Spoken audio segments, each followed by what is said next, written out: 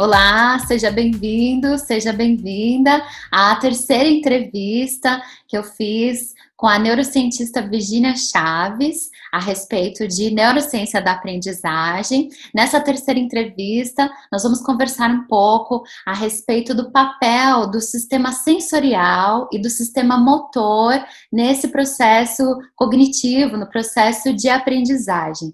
Virginia, conta um pouquinho para a gente qual é a relação que existe entre o sistema sensorial, né, nossa visão, nossa audição, tato, enfim, olfato, com a aprendizagem. Existe essa relação?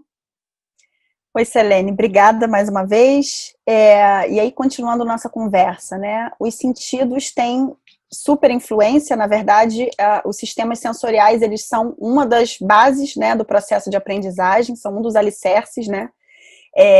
E isso, indo assim, do ponto mais geral, para depois ir a gente aprofundando, é porque, na verdade, os sentidos são, na verdade, pistas, né? Então, o que você enxerga, ouve, todas as questões sensoriais, elas funcionam como pistas que vão facilitar a consolidação das informações. Então, se a gente consegue trabalhar com uma multiplicidade de sentidos, a gente, na verdade, está facilitando a vida do cérebro nesse sentido, né? Porque você está dando cada vez mais pistas para que o cérebro consiga olhar e traduzir aquela informação por pontos de vista diferentes. Então, é mais fácil consolidar aquilo tudo e acabar memorizando e guardando aquilo, né? Consolidando aquelas informações. Então, os sentidos têm total influência, não é à toa que eles são base do processo de aprendizagem, né? E fala um pouco mais a respeito desse papel dos sentidos, fala um pouco a respeito do visual, do auditivo, conta um pouco mais pra gente. Certo. A gente, assim, eu costumo fazer uma pergunta nas palestras, né, que deixa a gente meio que parando, assim, para pensar qual é a importância, que é assim, olha, eu agora quero que vocês se imaginem durante 10 segundos sem nenhum sentido. Sem audição, sem paladar, sem tato, olfato, sem nada. 10 segundos, tenta se imaginar sem nenhum sentido. E depois eu pergunto, o que aconteceu com você nesse momento? E não tem resposta. Você não sabe o que aconteceu, porque você não sentiu absolutamente nada, você não viu, não ouviu, nada aconteceu. Então, os sentidos, eles são a conexão nossa com o mundo. Né? E é por meio deles que a gente interpreta o que está à nossa volta e o que está internamente, né? Então, falando também por questões internas, né? A gente tem sentidos, a gente tem formas de perceber o que está acontecendo por dentro. Então, se a aprendizagem é a gente pegar informações, né, e entendê-las, processá-las e guardá-las, sem os sentidos é muito complicado ou impossível, né? Sem todos eles é impossível. Então, eles vão ter um papel muito importante no processamento dessas informações. E é claro, quando a gente sabe disso, tanto como professor, tanto como aluno, a gente vai se utilizar dessas informações a nosso favor, né? Então, a ideia toda da neurociência da aprendizagem é a gente pegar esses elementos de como o cérebro aprende e usar isso a nosso favor. O professor no sentido de construir aulas que sejam eficazes, né? E aí entenda como aulas, né, as vivências, as experiências, né, os momentos, né, de compartilhamento, e os alunos vão utilizar essas informações para construir momentos de reforço da aprendizagem sozinhos, por exemplo, ou durante as aulas, de forma mais eficaz. E os sentidos, eles vão ajudar muito. Quando a gente sabe disso, a gente passa a prestar atenção nesses componentes, que normalmente a gente não para pensar sobre isso, né? E começa a ver quais são as estratégias que funcionam mais para mim e quais as que não funcionam. E aí, puxando um pouco um gancho do que você falou das aulas, né? A gente vive um momento, enfim, antes mesmo da pandemia, a gente vive um momento em que a gente sai mais da sala de aula em si, que existe contato físico mesmo entre aluno e professor, e está cada vez mais em um mundo online, com aulas remotas. Queria saber qual é o impacto disso em termos de aprendizagem, pensando nessa questão dos sentidos mesmo, Sim. e como que o aluno que assiste a uma aula remota, seja uma aula viva, seja uma aula gravada, pode aumentar as chances de conseguir absorver aquele conteúdo, sendo que os sentidos ali estão limitados, né? Você pode comentar um pouco, Virgínia? Sim, acho que essa foi a pergunta do ano, na verdade, né? Em vários momentos eu me deparei com esse questionamento, por conta de todas as mudanças que a gente sofreu, né? Vinha gradativo, na verdade, a gente já tinha ali momentos híbridos e tal, mas esse ano a gente precisou meio que migrar, pelo menos durante um tempo, para esse formato. E assim, a gente se adapta a tudo, né? Uns mais rapidamente, outros não. Então, eu acho que num primeiro momento, migrar completamente para esse modelo deve ter sido mais impactante até para umas pessoas do que para outras, porque a própria interação presencial, ela é muito rica, né, em detalhes sensoriais. Aqui a gente está restrito, né, a um frame aqui, então você não está vendo, eu gesticulo muito falando, eu ando bastante dando aula, por exemplo, eu aqui estou sentada, dando aula sentada, né, então a gente realmente tem algumas perdas nessa questão sensorial, mas já sabendo disso, a gente consegue tentar driblar isso com outros elementos, né. Então, dar um exemplo que parece bobo, mas se a gente fica restrito aqui a uma tela, eu vou dar aula de vermelho, sabe? Eu vou botar uma roupa colorida, eu vou colocar aqui, e aí é claro, né?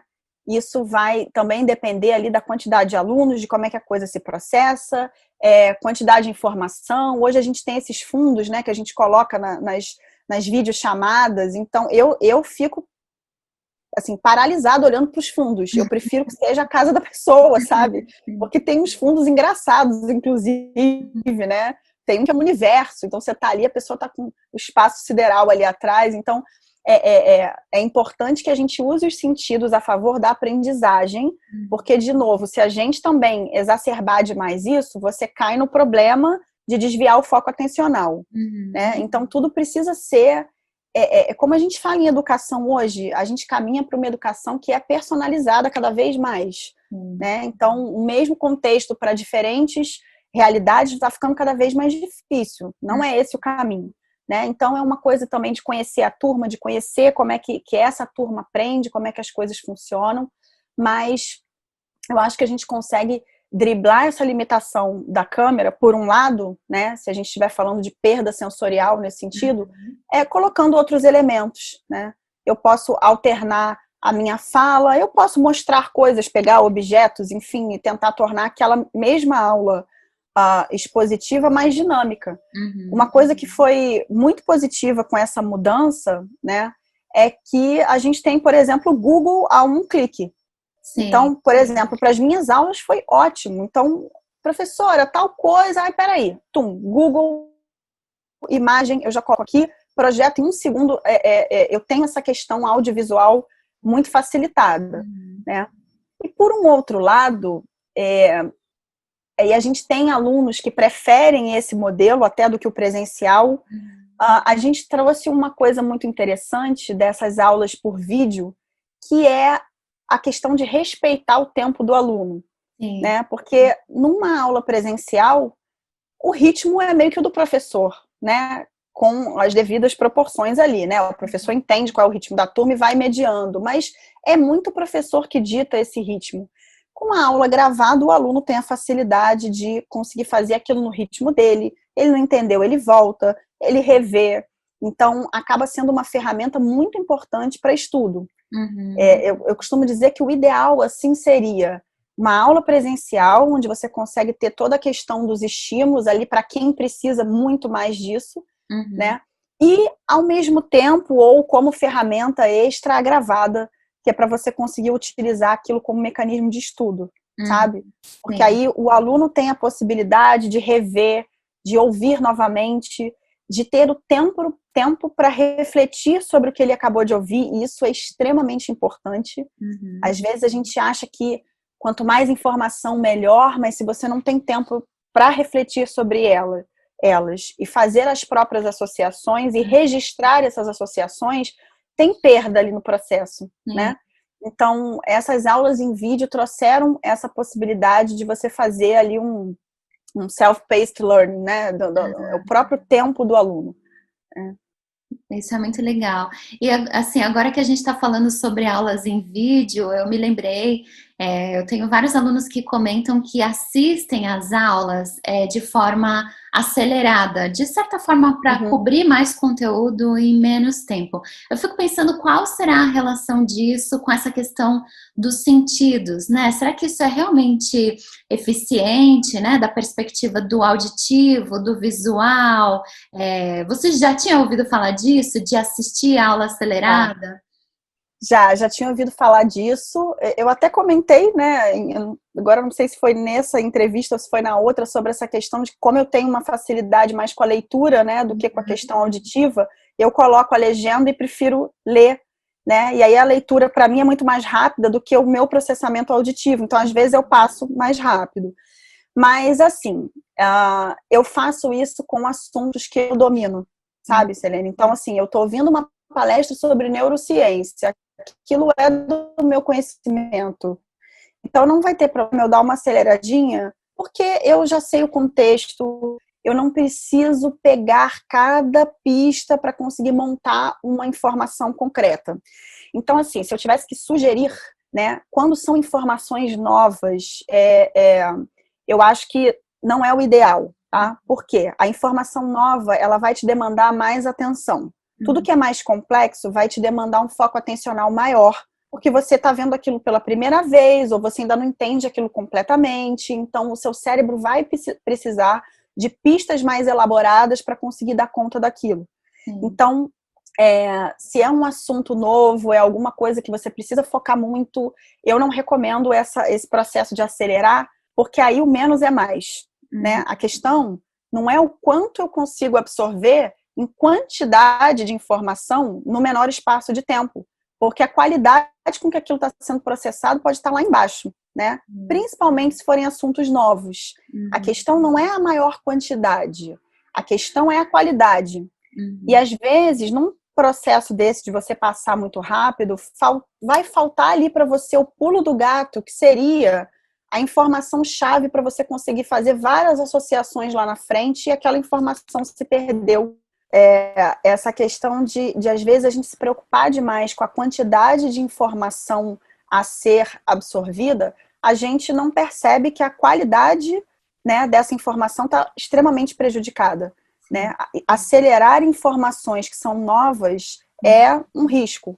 Você às vezes pode perder ali, por exemplo, num momento desse, o pulo do gato de uma informação que vai ser super relevante para você fazer várias associações posteriores e que você deixou passar. E sem contar que quando a gente acelera muito assim, qual é o momento que a gente para processar aquilo, né? Em que momento que eu paro para assentar aquela informação, registrar, né? E começar a correlacionar. Então, se eu tivesse que dar uma dica aí com relação a isso, eu daria a dica que é melhor não fazer assim. Menos é mais nesse sentido. E eu falo com os alunos o seguinte, existem níveis de complexidade cognitiva, né? Então, se eu tento pular lá para o último nível, sem ter passado pelos anteriores, eu vou ter perda. Na prática, o que eu estou falando? Se eu não entendi o geral daquela informação ou daquela disciplina, e eu tento ir lá para o micro detalhe, né, e pular as etapas, no final o meu cérebro não vai entender aquilo como uma coisa redondinha. Então, eu prefiro que, às vezes, eles não se atenham tanto aos detalhes e não aprofundem tanto, mas que eles consigam ter consolidada uma ideia do geral, do entendimento geral daquilo, porque com o entendimento base, você consegue fazer associações muito mais facilmente do que você focar num micro detalhe que está dissociado do todo e depois ele perde o sentido. Tá? Sim. Isso tem tudo a ver também com essa questão da formação das memórias, né? De facilitar a questão da formação das memórias, entender a big picture, né? Para conseguir, a partir dessa big picture, entendendo mais detalhes, informações mais detalhadas, né? Exatamente. São os níveis de cognição, né? Então, faz sentido que a gente tenha essa visão geral, porque isso vai consolidar melhor a formação de memória, com certeza, né? Quanto mais associação, mais fácil a formação de memória em cima daquilo, né? Sim, que legal, porque o tema da nossa próxima e última entrevista é justamente a relação entre memória e aprendizagem. Então, a gente te aguarda no próximo vídeo. Até lá!